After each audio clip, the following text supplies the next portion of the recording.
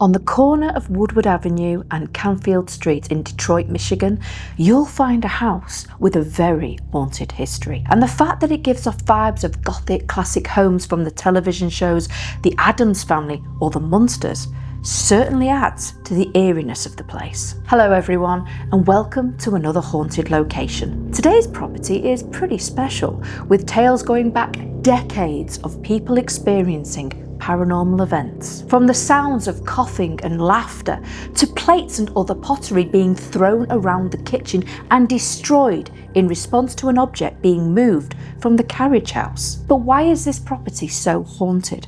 What happened in life to make the spirits want or need to stay here?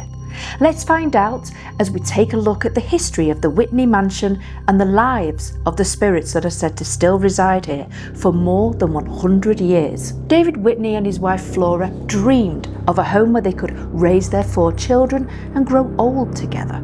But even before the first brick was placed, tragedy hit the family hard when Flora suddenly dropped dead in 1882. David was heartbroken, but soon found comfort in the arms of Flora's younger sister, Sarah. And even more shocking is that David married Sarah just a year after the loss of Flora. Now, I'm unsure how many families would react to this, but I'm pretty sure it was very difficult for the children, and even more so for Flora. Not long after the family moved into the Whitney Mansion, the sound of a woman desperately crying was heard in a 3rd floor bathroom. Many believe it to be Flora after being left devastated in death, not only from never getting to share the joy of living in their family dream home, but her sister replacing her so easily after her death and living the life she'd longed for at the mansion. This feeling of betrayal never left Flora, as people who have visited the property in recent years have claimed to witness the spirit of a woman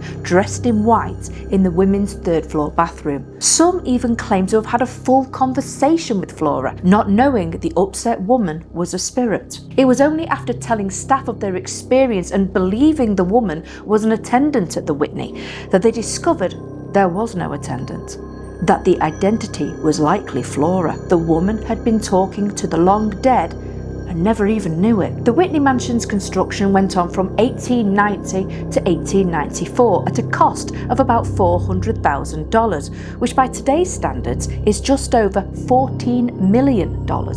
This amount sounds like a lot, but David was one of Michigan's wealthiest citizens after accumulating his wealth as a lumber baron, as well as working in banking and steamships. To show off his wealth and success, the house was made of the highest quality products like sandstone, pink jasper, and Tiffany stained glass windows that depicted the story of the Whitney family and their legacy. The home was 22,000 square feet, so massive as hell, and inside there were 52 rooms including 10 bathrooms, 20 fireplaces and 218 windows. But David had a real vision for the Whitney Mansion that went further than other properties of the era.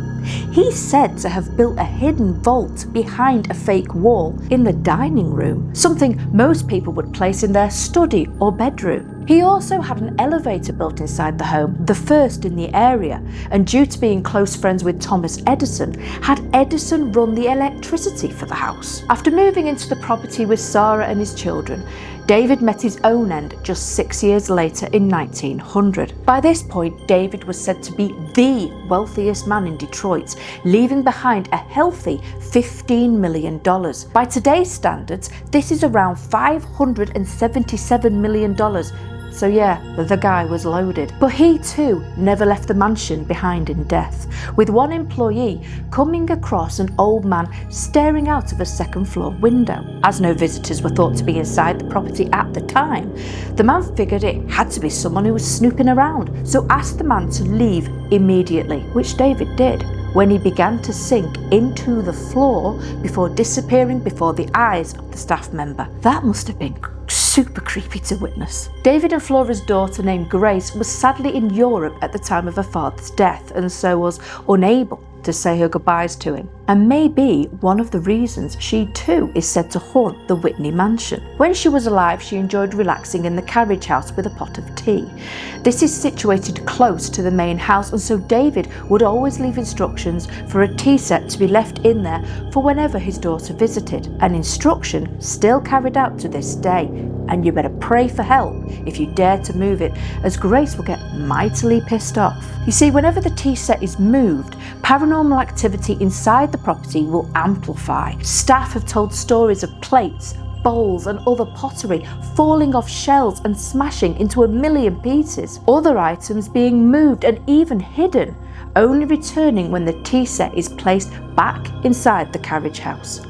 Safe to say, Grace loves her tea and privacy. So today, if you visit this rundown carriage house, you will discover a tea set still placed in front of the window that overlooks the main house in Grace's honour. In 1917, Sarah died and the house was ultimately transferred over to the Wayne County Medical Centre, and at one point was a tuberculosis ward. Its time as a healing place for TB patients has left its mark though, with many people feeling that the victims of the illness may still be inside the home. Guests and staff have heard the sound of people coughing, fighting for breath, but when the sound is explored, no one is there to explain the noise. In the 1980s, the Whitney Mansion was purchased by Richard Kunn and then turned into a high-end restaurant, restoring the property to its former glory. By 2007, the mansion was purchased by former Chrysler executive Border Liebler, and he too renovated the interior. He added a new state-of-the-art kitchen, and on the third floor,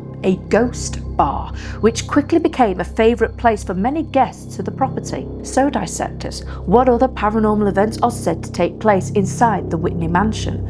Well, the son of one of the late owners is said to have caught the image of a spirit in a group photo that he took. And in the dining room, staff have witnessed silverware that has moved on its own and stacked up together. Why the spirit did this is unclear, but maybe it's to make their presence known, as they are said to also move table settings around too. The director of operations at the mansion also claims to have witnessed the elevator moving on its own accord, something that was even caught on security cameras. This would likely freak many people out, especially as this happens in the dead of night.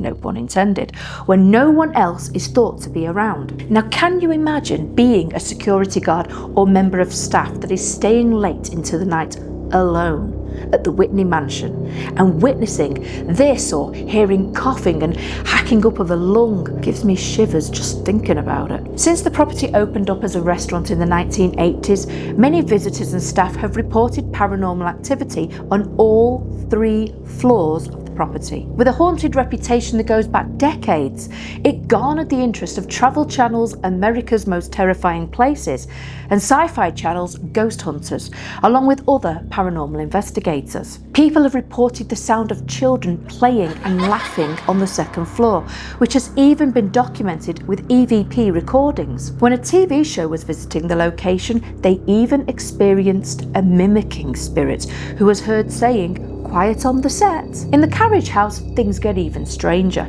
As you know, Grace is said to haunt this location, but the sound of children singing near her table has also been documented. There is very strong evidence at the Whitney Mansion that the original family never left, and other spirits from the property's reimaginings also decided to stick around. Many people have visited the Whitney Mansion as skeptics of the spirit world, only to leave completely converted in their opinions. So what do we think of this haunted location? Do we feel the family is really haunting the place? And if so, do you feel that they'll ever leave? Let me know your thoughts in the comments below. I think this house would be fascinating to visit, even if it's just to visit the ghost bar or get some hot food inside us.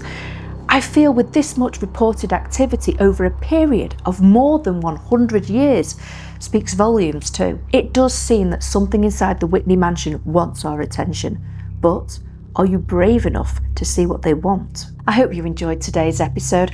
I know it's been a couple of weeks since my last haunted location upload, but I've needed to rest up after a recent health scare. I'm still taking it easy, but feeling more human again. Wishing you all the very best, and until next time, stay safe out there.